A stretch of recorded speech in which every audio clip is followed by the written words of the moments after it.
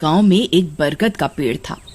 उस पेड़ पर एक झूला लटका हुआ था, लेकिन कोई भी गांव वाला उस झूले पर बैठने की हिम्मत नहीं करता था।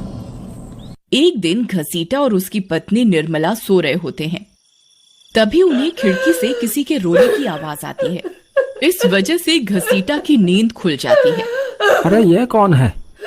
हे भगवान, लगता है ये आवाज उसी बरगद के पेड़ की तरफ से आ रही है। अरे निर्मला, जल्दी उठो, देखो ना, आज फिर से वही रोने की आवाज आ रही है। हे भगवान, ये रोने की आवाज तो उसी झूले की तरफ से आ रही है। तुम डरो नहीं, मैं अभी देखता हूँ।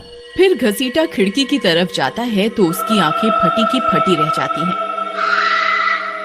उसे झूले पर एक औरत दिखाई देती है।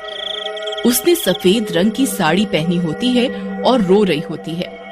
अरे निर्मला, जल्दी यहाँ आओ, देखो झूले पर कोई बैठा हुआ है। फिर निर्मला भी जल्दी से खिड़की की ओर जाती है और उस औरत को देखने लगती है। अजी, ये वही चुड़ैल तो नहीं जिसने इस झूले पर अपना कब्जा कर रखा है? तुम्हारा दिमाग खराब तो नहीं हो गया? वो सिर्फ एक औरत है। अजी, भला रात के 2 बजे कौन पेड़ के नीचे झूला झूलता है? अब तुम रुको, मैं अभी बाहर जाकर देखता हूँ। अरे रुको रुको, तुम्हारा दिमाग खराब तो नहीं हो गया जो खुद मौत के मुंह में मरने के लिए जाना चाहते हो? मैं आपको कहीं नहीं जाने दूंगी। तभी वह चुड़ैल अचानक से गायब हो जाती है। ये सब देखकर वे दोनों डर जाते हैं। अरे मर गए रे, ये तो गायब हो गई। मैंने आपसे कहा था ना जी, ये कोई आम औरत नहीं है।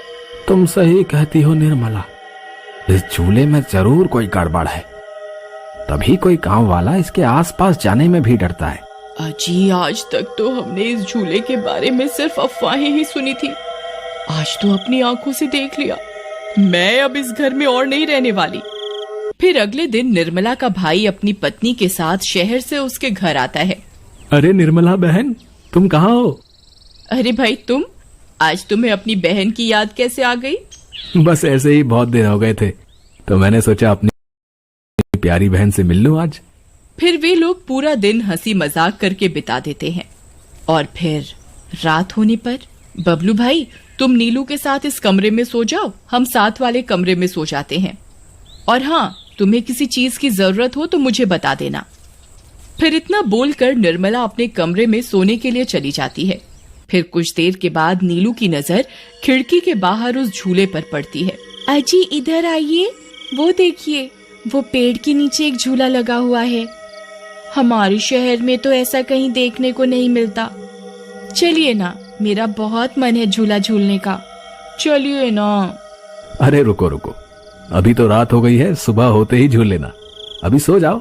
फिर इतना बोलकर बबलू सोने चला जाता है, लेकिन नीलू उसी झूले को देखती रहती है। अजी सुनिए ना, चलिए ना, मेरा बहुत मन है। लेकिन बबलू नीलू की बात को अनसुना कर देता है और सो जाता है। फिर नीलू सोचती है, अरे ये झूला तो एकदम घर के पीछे ही है,